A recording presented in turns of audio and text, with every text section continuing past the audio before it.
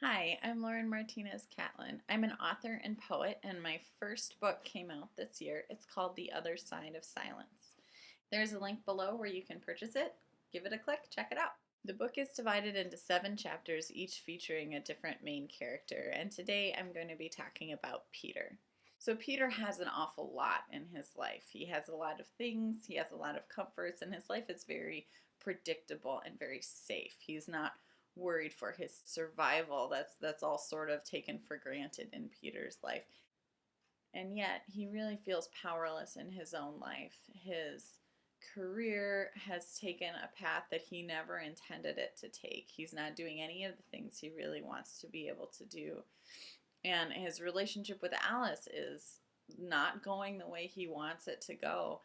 And he feels unable to really change that. And that is killing him slowly. And despite the fact that he has all of these luxuries, he is much less happy than a lot of the other characters. This sort of echoes kind of the beginning of my life where I grew up really wealthy and we had a lot of stuff and a lot of luxuries and a lot of comforts. And certainly I felt sort of insulated from, common tragedies like losing your house or going without food or those kinds of things.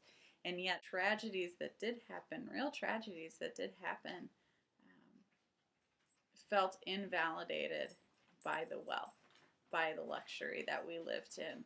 And so, no matter how miserable I was, it always felt like I shouldn't be. Like I should be happy because I had all of this stuff. And that's very much represented in Peter's story where he has all of the things that he needs, and almost no other characters have all of the things that they need, and Peter really does.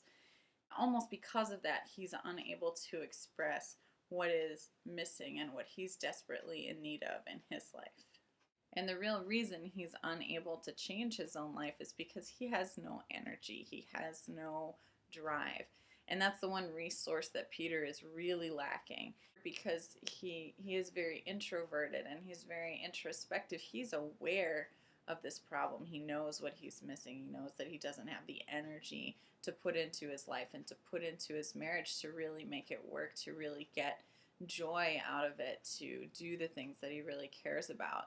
But he doesn't know how to get it. Even, when he's doing his very favorite thing, when he's out camping and he says, this is exhausting too.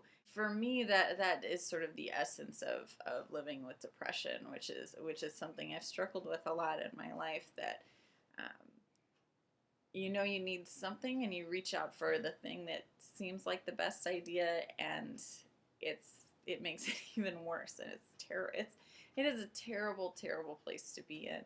And that is the place where the supernatural force, where God steps in and provides for Peter. He gives him the resource that he's missing, the thing that really is going to tie everything together. Peter, who's sort of isolated from nature in a lot of ways. He goes to his office and he drives home in his climate controlled car, and then he goes to his house, and then he goes to his office and he's in his car and he's in his house. And he really doesn't have any contact with things that God made. When he finds himself in nature, he sort of realizes that all the energy in the world comes from this one source, and it's available to him too, in the same way that it's available to the leaves and the trees and the grass. So those are a few things about Peter. Again, the name of the book is The Other Side of Silence. There's a link below where you can purchase it. It's available on Amazon. You can get it on your Kindle, and it'd be great if you checked it out. My name is Lauren Martinez Catlin. Thanks for listening.